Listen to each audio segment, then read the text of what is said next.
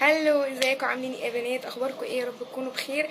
فيديو النهارده هعمل لكم فيديو عن البشره، بما اننا في الصيف والحر والبشره بتاعتنا بتبوظ وكتير بنكسل نهتم ببشرتنا اساسا. فانا هقول لكم كام نصيحه كده لبشرتكم، وهقول لكم الروتين بتاعي اللي انا بستخدمه. انا مش محضره للفيديو خالص، بس لو انتم مهتمين تعرفوا ايه الحاجات والروتين اللي انا بستخدمه لبشرتي في الصيف، وازاي تحافظوا على بشرتكم من الشمس ومن الحروق ومن الحاجات دي، فكيب واتشنج. ما تنسوش تعملوا لي لايك وشير وسبسكرايب وتفعلوا الجرس وتعملوا جوله كده في القناه، ويلا تابعوني.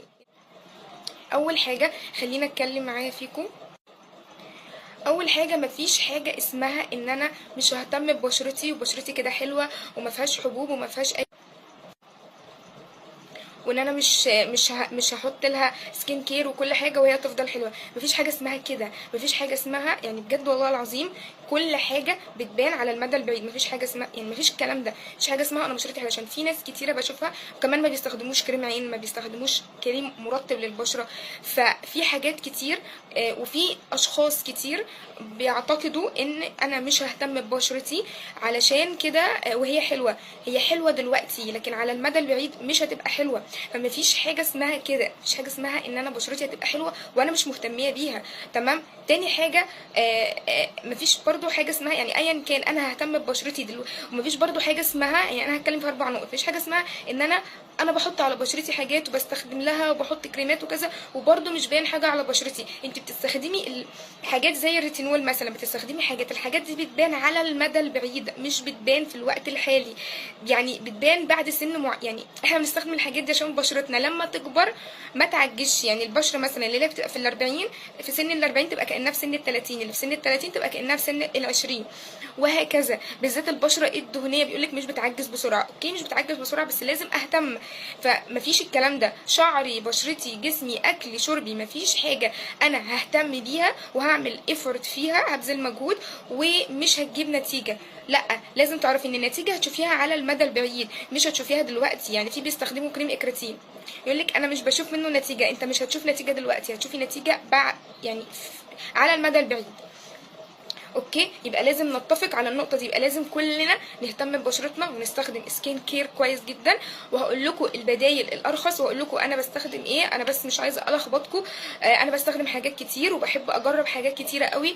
واحيانا بحب، يعني انا من طبعي كمنى بحب ان انا استخدم الحاجه اجربها حاجه واحده علشان اشوف الريزلت بتاعتها واتكلم عنها. فخدوا الكلام مني ثقه، بجد انا صادقه جدا في اي حاجه بقولها.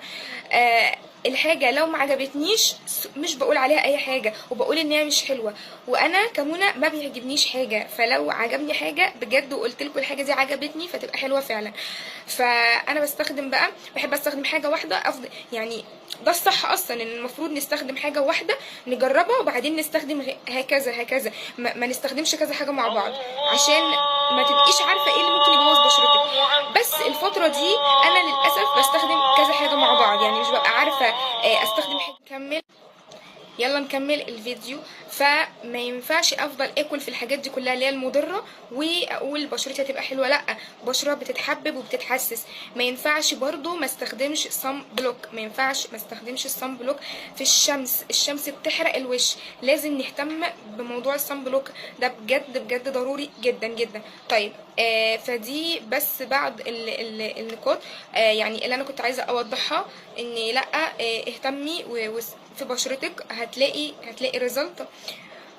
و اهتمي ببشرتك بجد، واستخدمي الروتين بالصبح، واهم كمان من الروتين الصبح الروتين بتاع بالليل، عشان واحنا نايمين البشره بتبقى.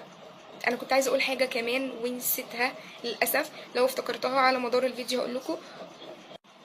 والروتين الليلي اللي انا بستخدمه. اوكي، وهقول لكم على اساسيات وبرودكت حلوه جدا باسعار رخيصه وحلوه تقدري تستخدميها. بس يعني انا المنتجات دي جايبه نتيجه معايا او حلوه معايا، فانا مش عارفه اذا كانت ممكن تمشي مع بشرتك او لا. اوكي، تاني حاجة تاني حاجة، تمام. المنتجات دي انا عايزاكم تستخدموا الاساسيات، الحاجات الاساسية. يعني استخدمي اي حاجه، اي نوع انت عايزاه. اوكي، بس لازم مثلا تستخدمي مرطب، لازم تستخدمي كذا، فانا هقول لكم ايه اللي بستخدمه. طيب ان مفيش حاجه اسمها البشره الدهنيه بتزيت فمش هستخدم لها مرطب. انا حرفيا كل يوم بقوم الاقي زيت بطريقه رهيبه، زيوت جامده على وشي، فانا بستخدم طبعا الغسول، عشان انا ما ينفعش مع وشي خالص بالحر اللي احنا فيه ده ان انا اغسله كده بس. فمفيش حاجه اسمها كده، انت كده بتستفز البشره ان هي تعمل زيوت اكتر، فلازم برضو نغسلها كويس جدا ونحط عليها مرطب. طيب اول حاجه في الروتين بتاعي ان انا بغسل بغسول، واي حد برضو ده اساسي. انا ممكن استخدم حاجات زيادات بستخدمها، اوكي. الحاجات الزياده يعني انا بستخدم روتين بالنهار والروتين اللي بالليل. الروتين اللي بالنهار فيه الغسول والسيرم ومرطب. السيرم دي خطوه مش اساسيه، المرطب هو اللي خطوه اساسيه، عشان بس ما تتلخبطوش مني. المرطب والصن بلوك، لازم صن بلوك تستخدميه ضروري. لو انا مش هخرج من البيت مش بستخدم صن بلوك من دوت اللي هو فيه الفا اربيتين، ده بيحافظ على طبقه الميلانين ان هي ما تسمرش، لان انتوا طبعا زي ما شايفين الشمس والحراره داخله البيت من كل حته، فانا حرفيا حتى جسمي غمق يعني. فبستخدم ده اللي هو كريم من ستارفيل اللي هو الوايتنينج كريم فيه الالفا اربيتين. الالفا اربيتين كلنا عارفينها ان هي ماده بتفتح، اوكي. الروتين اللي بستخدمه بقى بالليل انا بستخدم حاجات، يعني انا مثلا عايزه احط اكريتين في الريتينول بستخدمه بالليل، سيرم مثلا في ماده فيتامين اي، مثلا نياسيناميد بستخدمه بالليل، وهكذا. في حاجات معينه الاساسيات العاديه بستخدمها بالنهار، اما بالليل بستخدم حاجات مهمه للبشره، فاهمين؟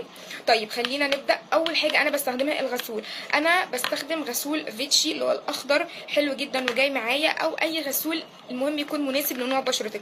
تاني حاجه انا طبعا غسلت البشره بتكون ناشفه جدا، وقبل البشره لو انا حاطه ميك اب، لو انتي دلوقتي في البيت مش حاطه ميك اب، وطبعا ده لازم تغسلي بغسول بشرتك في الدهون والزيوت اللي احنا فيها دي انها تنضف.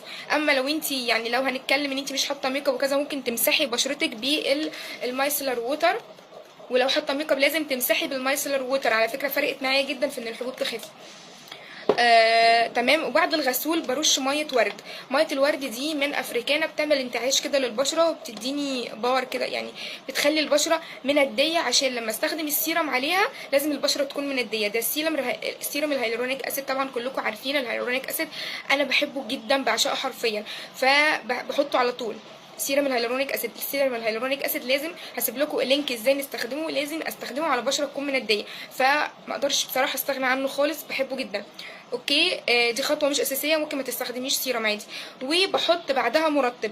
انا بستخدم اي مرطب، في مرطب عندي دلوقتي ده اللي هو البلسنيل، ده كنت جايبه جزء من اللي هو الكوزريكس الكوري اللي هو بالحلزون، او بستخدم ستيفز اللي هو ستيفز اللي بالكولاجين. اي مرطب عندك تقدري تستخدميه، او بستخدم المرطب اللي هو من سكين سايد، هكلمكم عليه، هعمل لكم فيديو لوحده. سكين سايد ده مرطب فيه هيالورونيك اسيد، فيه سيرامايدز، فيه مواد كتيره، برضو هو مرطب للبشره. ولو انا بقى بالنهار في البيت مش هخرج، بحط الالفا اربوتين اللي هو ده منه بيفتح ومنه بيحميني من الاسمرار. ولو انا هخرج طبعا بحط سان بلوك اللي هو سان سكرين، لازم يبقى 50% برضو من سكين سايد اللي هو الكبيره، ده حلو جدا وسعره رخيص جدا. طيب نيجي بقى للروتين الليلي، هنعمله في فيديو غير ده. المهم عشان ما تتلخبطوش مني، اول حاجه الغسول، تاني حاجه هتستخدمي لو انت حاطه ميك اب طبعا هتشيليه بالمايسلر، يعني دلوقتي انا دلوقتي جايه من بره وحاطه ميك اب، لازم اشيله بالمايسلر ووتر، اوكي. وهحط غسول. طب لو انا قاعده في البيت وبشرتي مش مزيته وعادي، هتمسحي عادي بالمايسلر ووتر، ممكن ما تغسليش بغسول او تغسلي بغسول خلاص. فغسول، اوكي. يبقى ده بالنهار غسول ومرطب وسان بلوك او سان سكرين، او تجيبي الكريم ده بتاع التفتيح لو انت عايزه تفتحي بشرتك. 3 حاجات اساسيه، الغسول والمرطب